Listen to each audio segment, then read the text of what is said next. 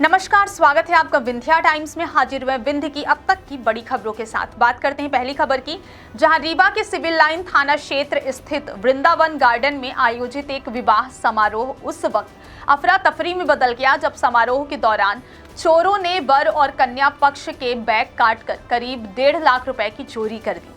यह घटना बारात के आगमन से ठीक पहले उस समय हुई जब द्वार पूजा के लिए नेक देने की तैयारी चल रही थी। पीड़ित मनोज सोनी ने बताया कि जैसे ही बैग खोलकर नेक निकालने की कोशिश की गई तो पता चला कि उसमें रखे रुपए गायब हैं।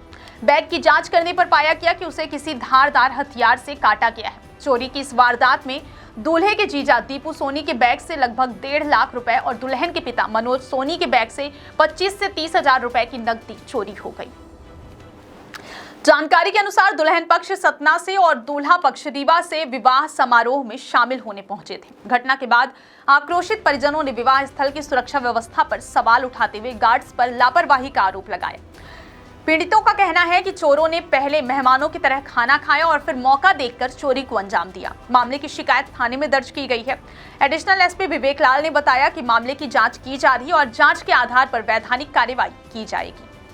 बात करते हैं अगली खबर की, जहां सतना शहर के शुक्ला बरदाडीह मोहल्ले में स्थित एक रबर फैक्ट्री में कल शाम भीषण आग लग गई। आग इतनी तेज थी कि कुछ ही देर में उसने विकराल रूप ले लिया और फैक्ट्री से उठता काला धुआं दूर दूर तक आसमान में दिखाई देने लगा। यह फैक्ट्री वार्ड नंबर 10 बमुरहा इलाके में स्थित है, जहां पुराने टायरों की मरम्मत और रिपेयरिंग का कार्य किया जाता है। स्थानीय लोगों ने जब धुएं का गुबार उठते देखा तो तुरंत पुलिस और नगर निगम को इसकी सूचना दी। मौके पर पुलिस बल के साथ दमकल की कई गाड़ियां पहुंची। करीब 7 दमकल वाहनों की मदद से आग पर काबू पाया गया। राहत की बात यह रही कि इस हादसे में किसी प्रकार की जनहानि नहीं हुई है।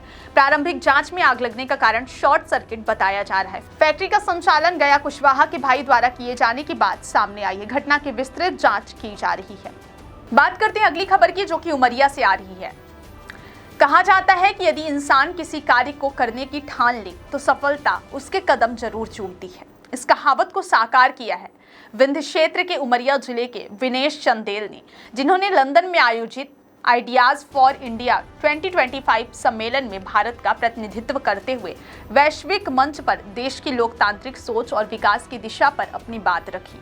यह प्रतिष्ठित आयोजन इंडिया वीक 2025 के तहत ब्रिज इंडिया द्वारा आयोजित किया गया था। अपने वक्तव्य में विनेश चंदेल ने कहा कि आज भारत को केवल विश्व का सबसे बड़ा लोकतंत्र कहने से आगे बढ़कर एक वैश्विक लोकतांत्रिक अग्रदूत के रूप में स्वयं को प्रस्तुत करना चाहिए। बदलते भू राजनीतिक समीकरण और लोकतांत्रिक संस्थाओं में घटते विश्वास के इस दौर में भारत को अपनी लोकतांत्रिक यात्रा को नए दृष्टिकोण से साझा करने की आवश्यकता है।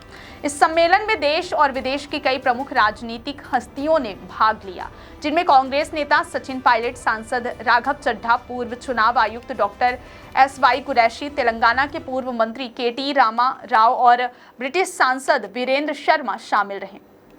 इंडिया वीक के माध्यम से यह संदेश स्पष्ट हुआ है कि भारत की लोकतांत्रिक कहानी न केवल घरेलू संदर्भ में बल्कि वैश्विक पटल पर भी एक प्रेरक उदाहरण बन चुकी है।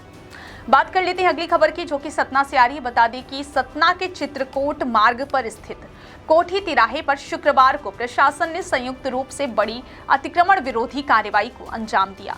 राजस्व विभाग, नगर निगम और पुलिस की टीम ने मिलकर यह अभियान चलाया, जिसका नेतृत्व SDM राहुल सिलाड़िया ने किया। अभियान के दौरान सड़क और यातायात में बाधा बन रहे ठेले हटाए गए।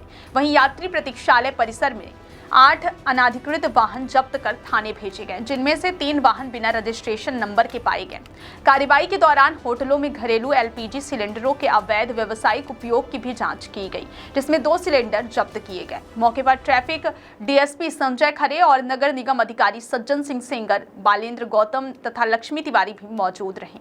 SDM ने बताया कि यह अभियान पूर्णतः निष्पक्ष और शांतिपूर्ण रहा। इसका मुख्य उद्देश्य शहर की यातायात व्यवस्था को दुरुस्त करना है, सार्वजनिक स्थलों अतिक्रमण मुक्त बनाना है और नगर के सौंदर्य को सुधारना है। प्रशासन ने स्पष्ट किया है कि ऐसे अभियान आगे भी अन्य क्षेत्रों में लगातार जारी रहेंगे।